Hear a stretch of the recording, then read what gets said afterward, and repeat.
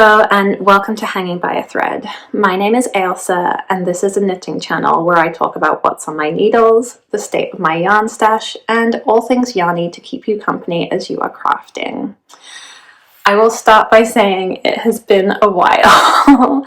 It's been at least a month since I've posted a video and I am feeling quite rusty and out of practice, so forgive me if I seem a little bit all over the place. It has been quite a month.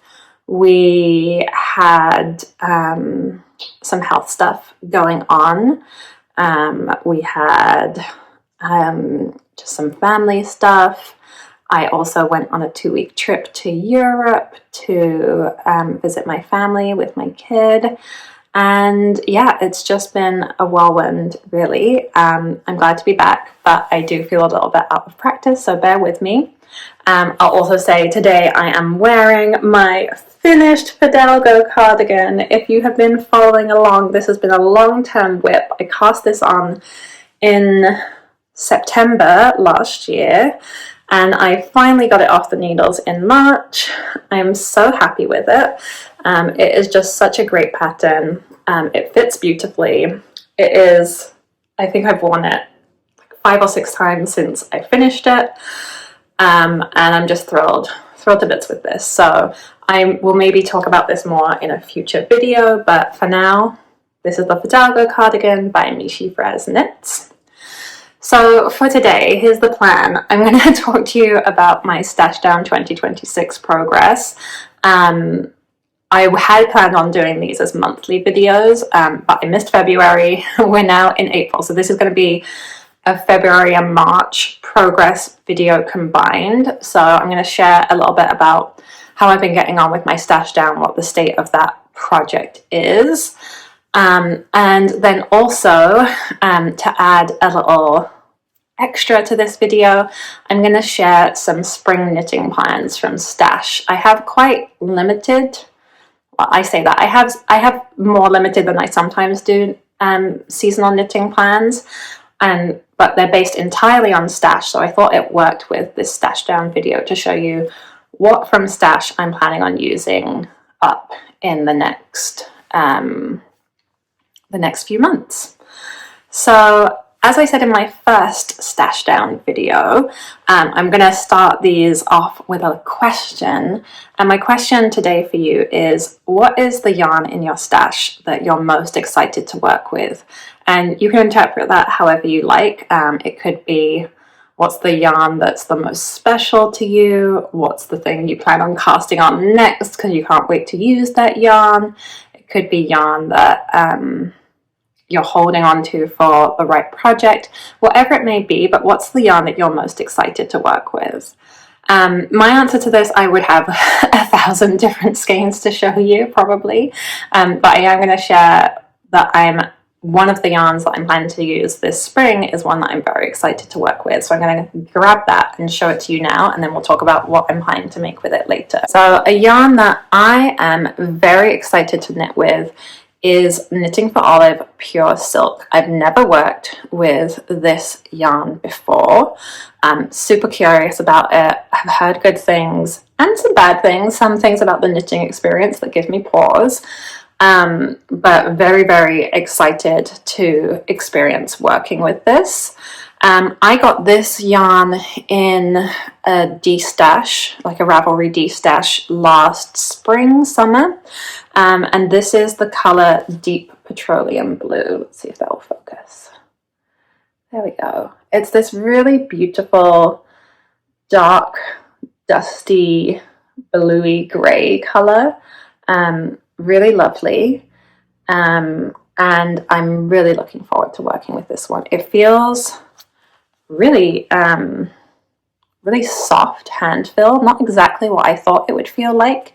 It doesn't feel silky, which I think is because it's barrette silk. I don't know enough about silk fibers to fully speak to that, but it has kind of like a almost fluffy sort of feel. I don't think that's the right description, but anyway, I'm super curious. I think I did, let's see if I have it here.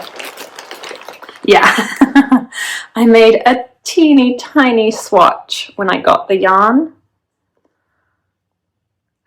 just to see what it felt like, and I enjoyed it. I was having a good time knitting it, but I know some people find it hard on their hands, as is often the case with summer fibers, that it doesn't have a lot of the same elasticity that wool would have, but I enjoyed making my teeny tiny swatch, and I'm excited for what I have planned for this, which we will talk about later. Okay, so before we get into those spring knitting plans from Stash, let's talk about how I've been doing on my Stashdown efforts.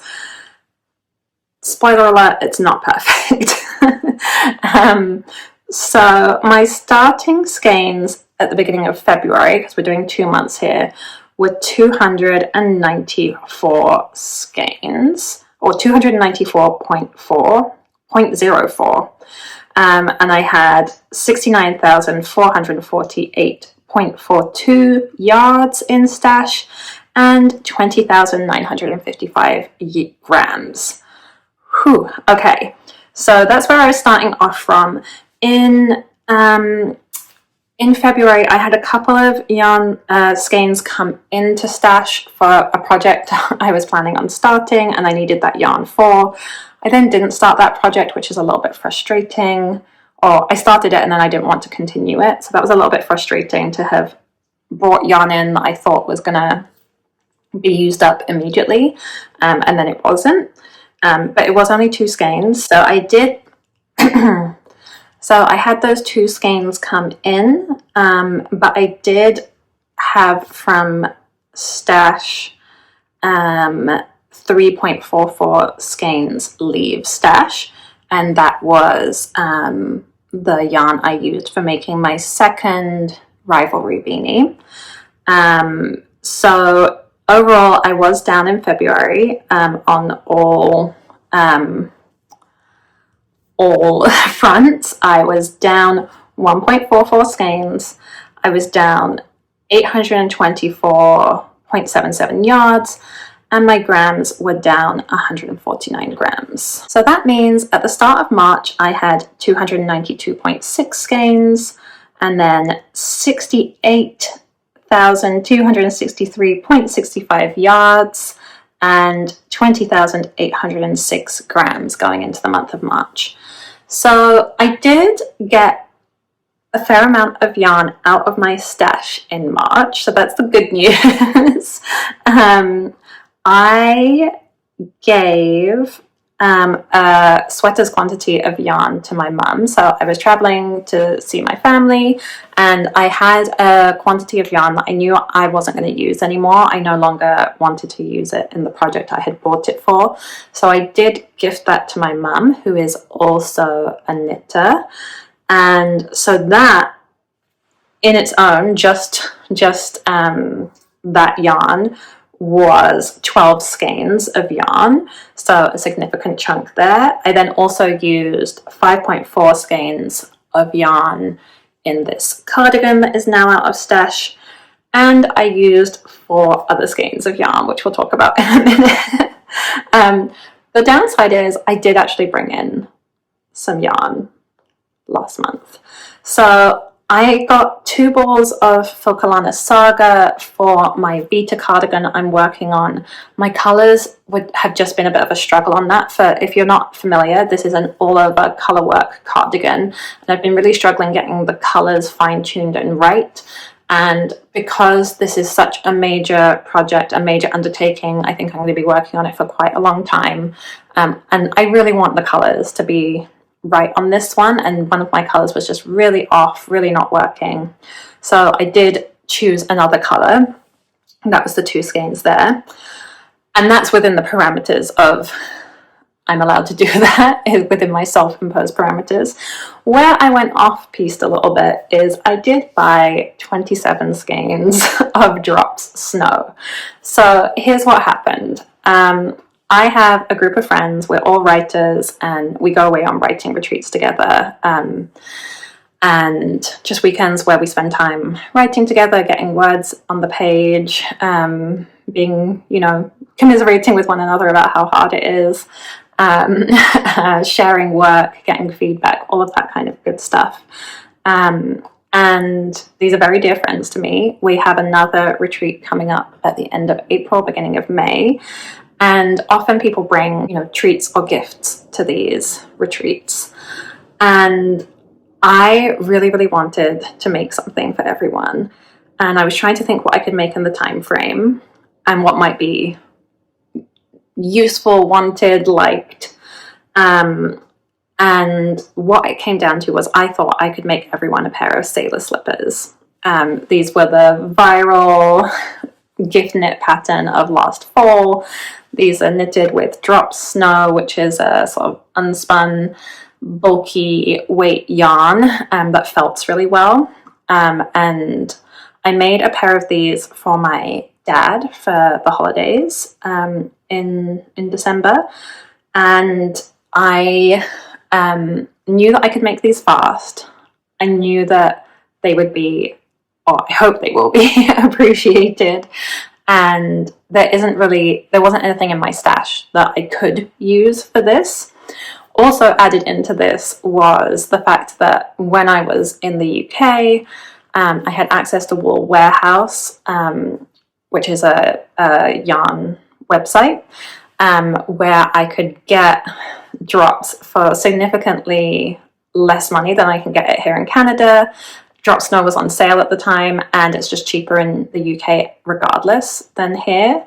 And I didn't have to pay the kind of shipping costs that I would have had to pay to get to Canada. So it seemed like a good idea. And what I did was I ran this past my partner. He is my sanity check. We have an agreement that this year he is allowed to veto me on yarn purchases. That's part of my agreement with him, not that, he's in control of me or anything yucky like that. That's something I've asked for him to do. So I ran it by him and he was like, yeah, this passes the sniff test. It's a gift. You're going to work on it right away. There's no other sort of reasonable alternative that you can do with your stash. So yeah, he gave it the green flag. So I did bring in those 27 skeins, but that has made my numbers look a little bit strange for this month.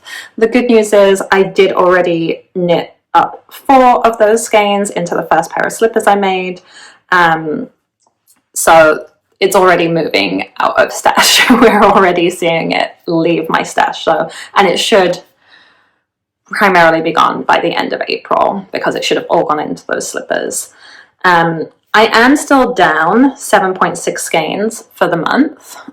So I am still down on skeins, but I'm up on yardage and grams. Yardage I'm up by 910.4 yards, and grams I'm up by 39. So my finishing stats for March are I'm ending with 285 skeins, 69,174.05 yards, and 20,845 grams. So a little bit up this month, but hopefully soon to be remedied. I feel okay about this. I do feel a little bit bad that I haven't had a single month yet where I haven't brought any yarn in. And I'm going to reflect on that a bit and kind of think about what is realistic in terms of my D-Stash 2026. What is reasonable? Am I just giving myself too many outs? Or I want to reflect on that a bit. I'm not ready to do that reflection today. I'm not sure how I feel about it yet, but overall I'm still happy that the skeins at least are going down, and I do feel like I am making progress working from my stash. So that's the update. Let me know what you think. Am I deluding myself, or should I just keep going and keep doing the best I can? I'm curious for your thoughts. But yeah, that's it for now. And so let's talk a little bit about spring knitting plans. So sometimes I do a more in-depth seasonal knitting plans video where I reflect on what I made or how I did in my previous season's knitting plans, and then I do a kind of deep dive into what I'm doing next with a big, I often use a tool called Mila Note to do that. And yeah, for whatever reason this season that didn't feel appealing to me. I wasn't in the space to do a big plan like that, and truthfully, I did not do that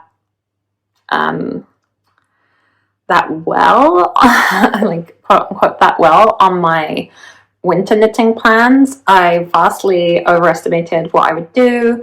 There were things that came up that I did instead of what I had planned. You know, just basically none of my plans happened. And I don't have the energy to make those kind of more detailed plans at the moment. But I did have the energy and the excitement to look through some of my stash yarns and make a small number of fairly concrete plans for what I'm going to make with them. So this is only stash, nothing needing to be bought, and fairly concrete plans that I hope to get done in this spring season. One of them might move over into summer, and we'll talk about that in a minute. But yeah, I'll show you what these are now. I will also note that all of these patterns that I'm going to talk about today will be shared in the description box below. So if you want to look these up, you can go ahead and click there. The first of my spring knitting plans is the Symbiose Cardigan by Tricot Design MCL.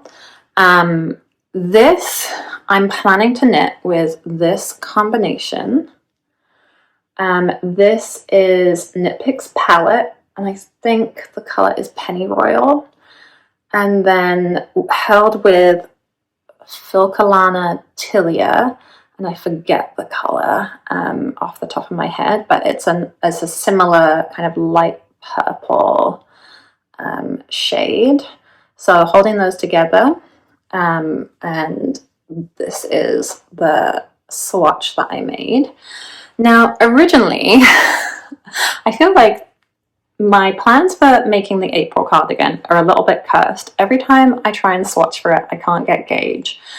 I think I might need to actually go down to a sport weight yarn, because I have found in the last year or so, my gauge has gotten much looser. I've become a much looser knitter, and I'm finding it hard to get gauge sometimes on the recommended yarn. And I didn't want, so this was, I swatched on 4mm needles, and I really like the fabric here, but I didn't want to go down a needle size. I didn't want to make it more dense. So this was, I was swatching for the April cardigan. I was going to use this for the April cardigan, which I still have plans to make. Just in the future, when I'm buying more yarn, I might buy specifically some sport weight yarn for that. So then I was looking at, so I got 19 stitches in my swatch, and the gauge was 21 stitches, and I also had significantly more rows. So I think I had like 19 stitches and 30 rows, and that's way off what the rows in the April cardigan were meant to be. And obviously I could have made this work by doing some knitting math, maybe knitting a smaller size and then figuring out my row gauge, but that just wasn't what my brain was in the mood for right now. So what I did was I used on Ravelry, there is a function, if you're not aware, where you can search by gauge. So I searched for cardigans with a gauge of between 19 and 20 stitches per 4 inches. And I found this beautiful Symbiose cardigan from Tricot Design MCL. And what I love about this is the fact that it's a simple, basic, classic cardigan with these really delicate sleeves with the lace motif. I think that will work really well with this color. I think it will give me a different kind of cardigan in my my wardrobe. I've been having made this cardigan, and I will say I feel like this cardigan is my first really successful cardigan. I've previously made the Corin cardigan by the Crayabea and the Step by Step cardigan by Florence Miller. Both of those are they're nice, but they have some issues. And and they're not like kind of perfect cardigans. This is the first cardigan that I'm like, oh, this is perfect. I want to wear this all the time. And it's really put a fire under me to make more cardigans that I love. And I think this cardigan will be a really lovely addition to my wardrobe. So just something quite different from this one and the ones I've already made, but still simple enough that it could get fairly regular wear, not so overdone. So yeah, I'm really excited about this one, and I hope I'm going to cast it on soon. I do have some projects I'm carrying over, but I think I'm going to try and cast this on as my next cast on, so that will be coming up soon, hopefully. Up next, my next plan is the Beachside Cardigan by Lillian Olson. This was a pattern I got in exchange for test knitting for Lillian back in the fall, and I just loved this design.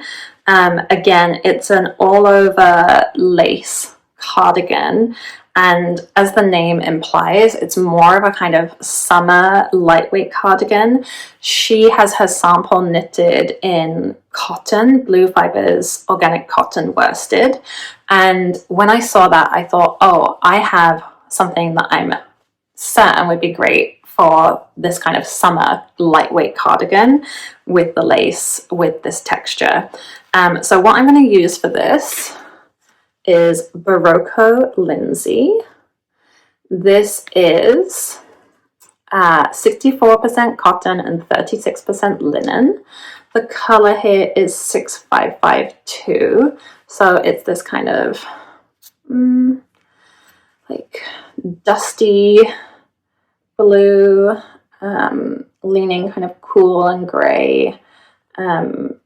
Yeah, quite nice, quite neutral in many ways, would go over a lot of different things. This I picked up at my local yarn store's yarn swap.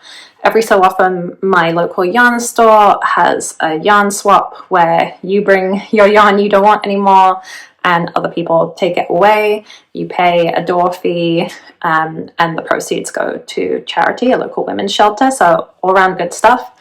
I picked this up at that yarn swap, and I have 11 skeins of this, which works out at just over 1,200 yards, so more than enough for the cardigan, and will be great to get this yarn, which I think I picked up last year, out of my stash. So I think this will be a really great thing to have for late spring into the summer, and then late summer into the fall, so I'm pretty excited for this one too. Okay, and finally I'm going to show you my plans for this beautiful Knitting for Olive pure silk that I showed you at the beginning of this video, and that is to make the Floret top, Floret, not sure, by In Her Skein.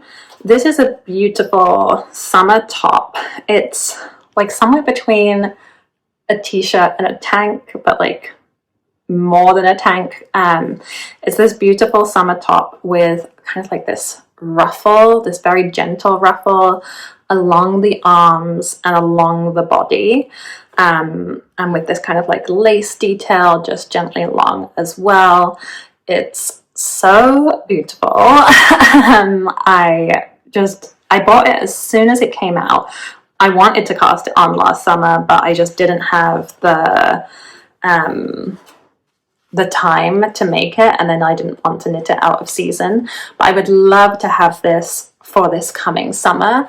I think given that it's fingering weight and on a fairly small gauge, I think she has 28 stitches and 37 rows, it might take me a while, so that's why I said this one might move into the summer with me.